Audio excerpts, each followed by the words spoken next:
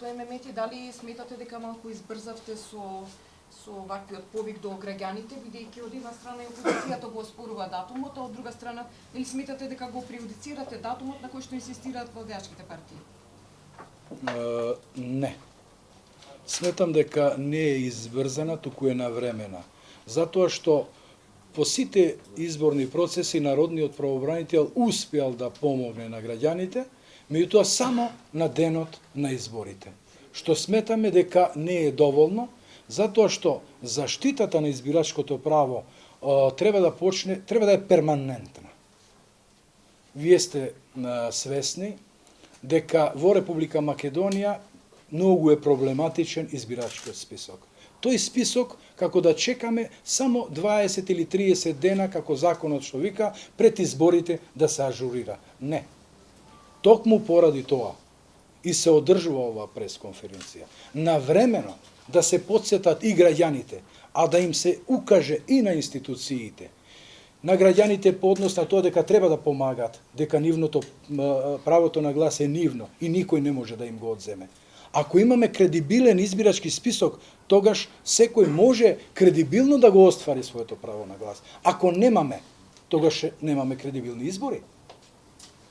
А од друга страна, целта на ова пресконференција беше да се потсетат раководните во институциите по однос на заплашувањата на јавната администрација.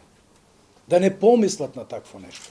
Затоа што уште по-оштро ќе реагираме ако доаѓаме до одредени констатации. И секако да се охрабрат граѓаните, да не го чекат само денот на изборите. Без разлика кога ќе бидат изборите. За датумот на изборите одлучува Собранието на Република Македонија. Мене, како народен правобранител, не ме интересираат што мислат политичките партии. За мене е законот за избори. Ако Собранието одлучи поинаку, тоа е легитимно и секој ќе го сметам дека доцнам, затоа што сакам да ви информирам дека народниот правобранител со невладината организација МОСТ и со уште 4 други невладини организации склучи меморандум за соработка, за заштита на избирачкото право.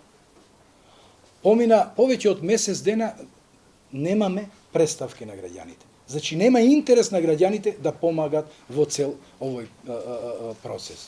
Токму поради ова е одржувањето на ова пресконференција. Дали во претходните изборни циклуси сте имале пријави за заплашување и притисоци од раководни институции? Да. Видете, последните избори примивме најголем број на представки на граѓаните и тоа само на денот на изборите. И е една од причините зошто денеска порано одржуваме пресконференција и ги повикуваме граѓаните. Народниот правобранител констатира клучни нерегуларности во тој изборен процес. И тоа само во денот на изборите. Една од констатациите беше тоа дека избирачките, односно избирачкиот список, не тој електронскиот, не кореспондираше со изводите на избирачките изводите на избирачкиот список. Имаше несовпаѓање, додека едно лице беше во општиот избирачки список, во посебниот го нема. Додека во првиот круг го има во едниот посебен, во другиот круг го има на друго место. Значи, јас констатирав многу лоша и непрофесионална работа на ДИК и на Министерството за внатрешни работи. И јавно ги критикував. Не може Министерството за внатрешни работи да го менја избирачкиот список кога ќе им текне. А тоа се случуваше прошлите избори. А ДИК да седи со вкрстени раце. И плюс председателот на ДИК да го критикува народниот правобранител и да се обиде правно да го исправи дека не е тој, односно не е ДИК, тој што треба да го среди списокот, туку МВР. Е тоа на некој друг може да му го каже. Неколку пати сум му го рекол, и лично нему, и на и на целиот состав на Државната изборна комисија. Видите, Државната изборна комисија прошлите избори се претвори во сервис на Министерството за внатрешни работи, точка. А измена, дополнување, бришење, внесување во список по закон и тогаш и сега може само ДИК, никој друг. Токму затоа навремено и ја одржуваме оваа пресконференција. По однос на вашето прашање, сакам уште една работа да ви информирам. Во постапките сега кои ги водиме, имаме едно 5 поставки, ќе видиме како ќе тече работата. Констатираме страшно лоши работи по однос кои влијаеле и во изборниот процес. Некој ќе каже дека таа мала бројка. Да, ма е проблем. Тоа ни помогна начинот на кој се инкасира радиодифузната такса да наоѓаме и такви случаеви кои се парадоксални.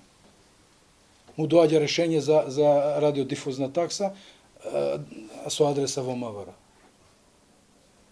Ако сите граѓани, ако сите институции не помагаат да имаме кредибилен избирачки список, а од друга страна и кредибилен процес, без притисоци, закани и проблеми, верувајте дека тоа е загрижувачко и не знам кај ќе ја води Република Македонија и низините граѓани. Изборен процес кој на крај никој нема да го признае. Тоа е најлошото. Токму поради тоа јас имам должност да предупредам, да апелирам и да барам помош и од граѓаните, да им ставам на знаење, односно да ги предупредам институциите, дека нема да дозволиме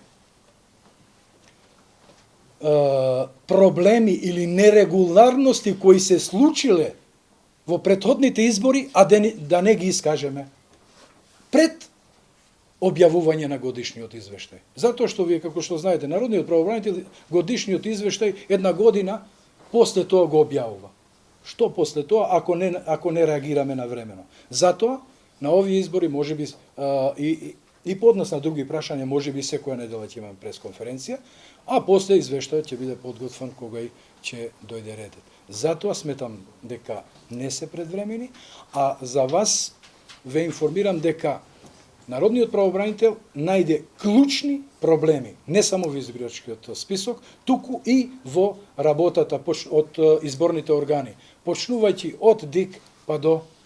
Неслучајно јас и денеска ја спомнав ова работа, по однос на изборните органи. Видовте вие во медиумите, уште вчера почнаа проблемите. Затоа што конципирањето на избирачките одбори е по таа формула 5 члена, од кои еден председател и заменик, од таа, ама од јавна администрација, понатака, уште тројца од јавната администрација и по еден политичките партии. Уште вчера почна борбата помеѓу позиција и опозиција со какви предлози ќе се оди до ДИК, затоа што се тие од јавната администрација. А вие знаете колку Народниот правобранител има посветено внимание и на работата, затоа што над јавната администрација постапува, над работата на јавната администрација, поготово за групните вработувања во јавната администрација. Со списоци. Ние имаме огласи 2013, и 14, и 15, по 1000, по 300, по 500 се вработуваат.